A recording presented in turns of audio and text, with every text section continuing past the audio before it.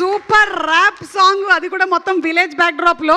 మరి ఏం చేయబోతున్నాడో యాదగిరి మనం మార్చి 26వ తారీఖున చూడాల్సిందే. అయితే శ్రీ విష్ణు గారు, మిమ్మల్ని ఒక క్వశ్చన్ అడగచ్చా? ఇంకొక మైక్ ఇవ్వు బాబు. మీరు చదువుకునే రోజుల్లో మీ ఫేవరెట్ సబ్జెక్ట్ ఏంటండి? అన్నీ ఫేవరెట్. ఇంగ్లీష్ సమానంగా అన్ని ఫేవరెట్, కానీ నాకు ఏ వచ్చేవి కాదు. ఓ అలాగా, ఓకే. సో కాలేజ్లో మీరు లేదా స్కూల్లో చేసినటువంటి చిలిపి పని ఏదైనా గుర్తుందా? చిలిపి అంటే నేను బాయ్స్ హాస్టల్, అది చిన్నప్పటి నుంచి. అక్కడ చేయకూడదా చిలిపి పనులు? బాయ్స్ చిలిపి అలా కాదండి, అంటే ఏదైనా అల్లరి పనులు ఏమైనా చేశారా? అల్లరి అంటే మ్యాక్సిమం గాడ్ దూక్ సినిమాలకు వెళ్ళటం. ఓకే, అదే అప్పుడు ఇంకా అదే. అప్పట్లో మీరు గోడ దూకి ఏ సినిమాకి వెళ్ళారు? నేను కాలేజీలో ఎక్కువ గాడ్ దూకి నువ్వు నాకు నచ్చావు. Okay okay. సో మీరు కాలేజ్కి వచ్చేసరికల్లా మెరిట్ స్టూడెంట్ అయ్యారా?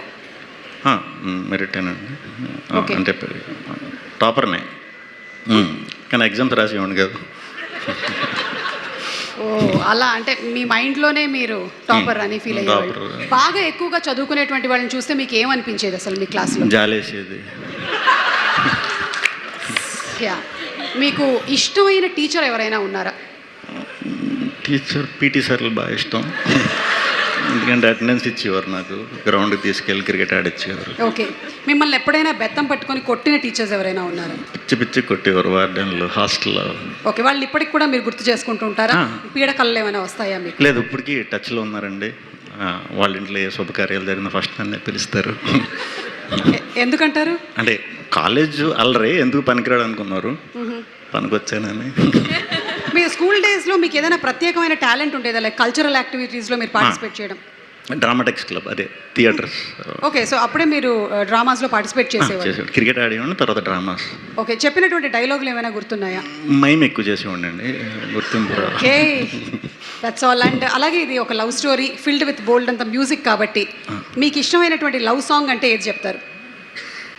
నాది ఓం బింబుష్లో నా సాంగ్ మోస్ట్ రీసెంట్ మీది. అప్పట్లో అంటే మీరు కాలేజ్ డేస్లో ప్రేమించుకున్నారా? మేఘాలే తాకింది. 2 లైన్లు పాడండి, పర్లేదు. High Lessa. Thank you. And అలాగే మా దగ్గర ఒక మ్యూజిక్ ఇన్స్ట్రుమెంట్ ఉంది. అమ్మ కొట్టేశారా? ఆ మ్యూజిక్ ఇన్స్ట్రుమెంట్ ఇవ్వండి ఒకసారి. ఇప్పుడు ఇదే పాటని మన రోషన్ ఇందులో వినిపిస్తాడు. మీరు ఆ పాట, మీకు ఆ పాట అంటే ఇష్టం. మేఘాలే తాకింది హాయ్ హాయ్ లెస్సా, నవరాగంలో నవ్వింది నా మోనాలిసా. రెడీ 1 2 3. దీనికి మైక్ ఎక్కడ పెట్టాలి నేను? ఓకే సరే, ఓకే అంటే థ్యాంక్ యూ. అది వేరే మేఘాలే తాకింది. అసలు ఈ ఇన్స్ట్రుమెంట్ ఉండదండి ఆ సాంగ్లో.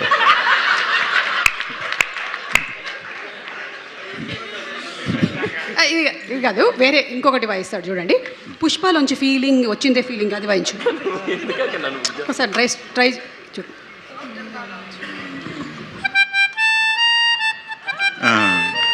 వచ్చినాయి. రే, అది వాయించలేదు కానీ ఫీలింగ్ పాట నీకు ఎందుకు వచ్చిందిరా? సరే, కోర్టులోని మీ పాట వాయించు. ఓ బాగా ప్రాక్టీస్ చేసినట్టున్నాడు ఇది. రెడీ 1 2 3.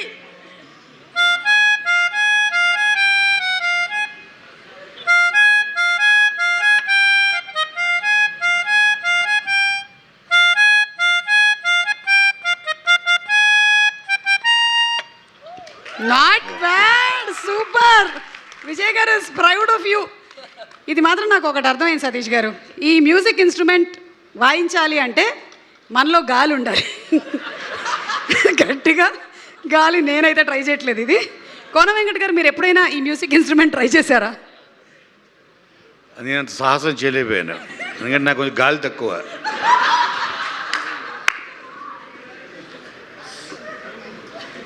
ఓకే, సో ఇదే మ్యూజిక్ ఇన్స్ట్రుమెంట్ ఒకసారి దాన్ని శానిటైజ్ చేసి రెడీ చేయండి. నెక్స్ట్ మనకి చంద్రబోస్ గారు అలాగే కాసర్ల శ్యామ్ గారు వాయించి వినిపించబోతున్నారు వాళ్ళ పాటల్ని.